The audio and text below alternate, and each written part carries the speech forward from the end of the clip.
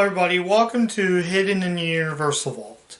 So, I figured for this week, I thought we'd take a look at some films based on Illumination Entertainment's Despicable Me franchise. So we're going to be taking a look at the installments of the Minion movies. Yes, I am covering the Minion films.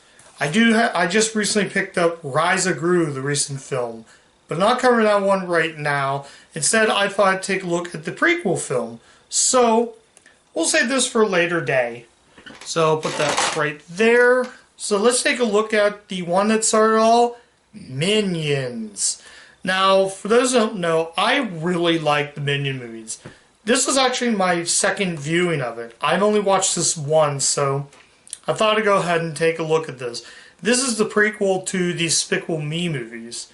Though the Despicable Me franchise, you know, the characters grew, the Minions, all that. But this is the prequel that started it all. But now this is a prequel film, and what do I think of this? I really like the Minions. I thought this was a really good prequel film. And definitely one worth checking out. The whole movie starts out, it begins as sort of like an homage of how the evolution of the Minions. So it shows them evolution and how they evolve to what they are. So they go all over time from the prehistoric era to Count Dracula to setting aboard in 1968. This installment is 1968. So they decided they had to decide which of the three Minions have to travel around. So basically it starts out them in New York City, then they have to ride a trip to Orlando to go to a place called VillainCon. And that's where our main villain, Scarlet Overkill, is in this, voiced by Sandra Bullock. This actually has a pretty good cast. Jeffrey Rush plays the narrator, who I did watch Ned Kelly, which was a Jeffrey Rush movie, so you can check that review out, though. But really, really good character actor. He's the narrator in this. He talks about how the Minions evolve and all that. So I'm going to put that right there. There we go. Hopefully you can see that in the video right. I'll just turn the camera a little so you can kind of see me. So that way I don't have to hold this up. Let me move that a bit. Hopefully you can see the movie. There we go. So I don't have to keep putting it down and all that. So basically, yeah, I might do that from now on. But basically they go to 968. They go to VillainCon. They meet up with a family of villains. I think they're voiced by Michael Keaton and Allison Janney. Jennifer Saunders plays Queen Elizabeth. That's right. They eventually go to VillainCon, and Scarlet Overkill's voiced by Sandra Bullock. And a really good choice to have. I really think Scarlet Overkill villain is likable. So she decides that if anybody, there's a dream saying that I like to introduce Kevin and his minions. He saved the tribe, and then she's like that, and then it turns out it's a dream. So the idea is, if you can snag the ruby gem for me, you'll get the job. Anybody snags ruby gem off of me, you'll get the job. So it turns out all these other villains. So we got a sumo villain, we got a fish villain. So all these characters and their idea to decide what villain or become the henchman. So they're right on the stage. She's kicking their butts really hard. I try not to use language in my videos. This is a family film after all. So she's there. She's all tough. She's like blocking every move. Grabbing the guy's nose, flipping him, finding a bunch of guys. So the Minions are on stage when they see Stuart, Kevin, and Bob. Bob's teddy bear is like, he's trying to get it. Turns out nobody could get it. What? Why am I holding a stuffed bear? I have a stuffed bear. Wait, why am I holding a stuffed bear? So craziness. So it turns out one of the Minion swallows like, well, there you have it. Kevin and his minions win, so they become that. So now they head off to England to try to get a crown from Queen Elizabeth. So it's really crazy, though. So they're introduced to her boyfriend, Herb, voiced by John Hamm.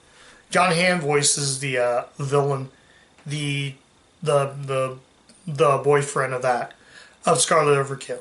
So, really, really fun movie. I'm sure everybody's probably seen this or at least heard about the Minions. Like I said, I have Rise of Gru. I'm going to cover that movie tomorrow, so that's a movie I'm going to review tomorrow. So I don't know if I'm going to post up a review. My internet's kind of down right now, but basically it gets crazy in the film. If I do that, I do apologize. It really gets crazy in the movie. It's still a lot of fun though, and definitely worth watching if you want to see how these minions are. Now, the Minions' voice can get a little bit annoying, but nothing that will dwell on that. But like I said, really, really, really good movie. I'm trying to think what else to mention. So, I'm trying to think what else that I mentioned. I'm trying to think. I don't have really much to say about the film. It's a very fun movie. It's a good, fun prequel to that. There's a lot of really good 60s music for stuff like Rolling Stones, to I think the Box Tops. The Minions sing Hair. The Minions sing the Monkeys theme in Minionlish. Really fun stuff. So they're trying to get the crown, but they basically, Bob now becomes king. So basically, how to explain it? Basically, they're trying to get the crown back, but he grabs the crown. They're knighted. Pretty much that's really what it is. And I really like the movie. I'm just going to leave it at that. I don't want to tell more, get inside detail, but I really think this is good. Sandra Bullock is a good villain. I think her voice lends a sort of like evilness to it, though. And Scarlet Overkill's so likable, though. But that's all I'm going to say, though. So, final verdict. Should you see Minions? And the answer is, if you like these characters and you want to see how it all started, check it out. But you might want to watch Rise of Gru. Now, I haven't watched that yet, so I can't really say much compared to that. But when I do watch it, I'll make the decision which of these is worth watching. This is definitely in the good section. So I'm going to write this down on paper, that this is going to be in the good section. So there you have it. So that's Minions Rise of Gru. Pretty good movie, pretty fun film. Now I did watch the Blu-ray because for some reason if you don't upload your Blu-ray player, you can play a Blu-ray from 2014 without having to update the firmware. But I'm saying this, check this movie out. Definitely worth watching. Definitely a good movie. I had a lot of fun with this. And like I said, I really enjoy these characters. I think later on we'll see how they evolve. Now I'm actually going to watch these order. I'm going to watch Rise of Gru next. I'm going to wait a while. And then I'm going to cover Despicable Me 1, 2, and 3. And that's all the movies. So expect Rise of Gru tomorrow. I'll have that review maybe up tomorrow. As soon as I'm recording this, I might have the internet back. I'm not 100% sure.